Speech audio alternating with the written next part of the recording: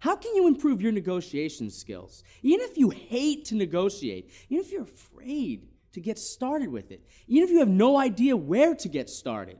In this video, I'm going to share with you 3 tips that you, or anyone for that matter, can begin using to improve their negotiation skills today. Hey, I'm Derek Halpern. You're watching Social Triggers, the place where you can learn to leverage proven psychological principles to get more of what you want. Here's the first tip. Intimidate the heck out of everyone. That means just walk into a store, scream at the top of your lungs, and demand a better price. Just kidding. All right, let's get serious for a second. Here's the first tip. I actually stumbled on this while reading To Sell is Human by Dan Pink. Before you sit down to negotiate with someone, you should take the perspective of the person you're negotiating with.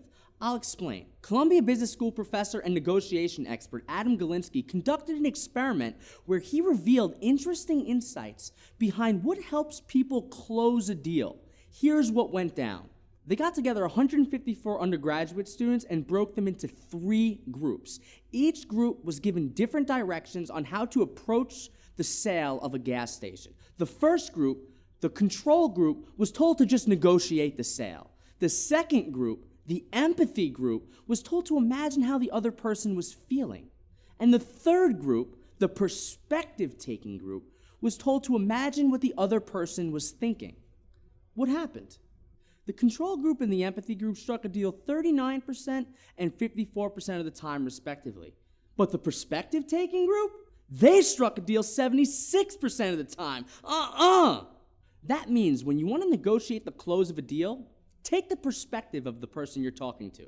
Try to think where he's coming from. What is going on inside of his head? Why is he looking to make a deal in the first place? Can you align his incentives with your own? Tip number 2, always ask for more than you really want. Let's say you're negotiating a job offer and you really want a $5,000 increase in your salary. What should you do? Don't ask for $5,000. Ask for $10,000 and a week's vacation. Why? Asking for more than you really want gives you the opportunity to make sacrifices while you're negotiating. After hearing your offer, the hiring manager is probably going to say you're asking for too much, but that's okay. You've got $5,000 and a week's vacation worth of wiggle room. You can sacrifice that extra money and vacation time, meet the hiring manager in the middle, and agree on that $5,000 salary increase, which is what you really wanted anyway. So if you're negotiating your salary, a client contract, or anything really, ask for more than you're willing to take. Get it?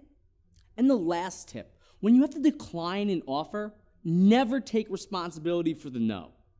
Here's the deal. When you take responsibility for the no, you're positioning yourself as the foe, and the other person can get defensive, and that's no good.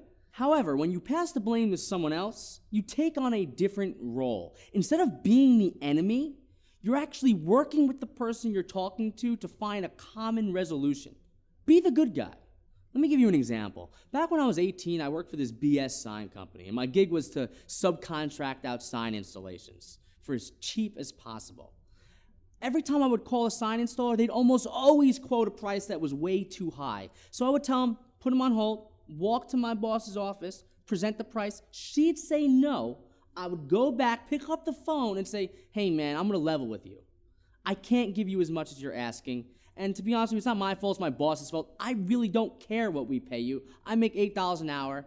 I just need to find someone who can do it for this price. If you can work with me, we can make a deal. If not, I'm sorry. As you can see, I wasn't the enemy. I blamed the boss for the no and positioned myself as someone who's just trying to make this deal work.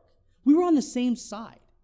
So there you go. Those were 3 tips that you can use to become a master negotiator. Again, take the perspective of the person you're talking to, always ask for more than you really want, and never take blame for the no.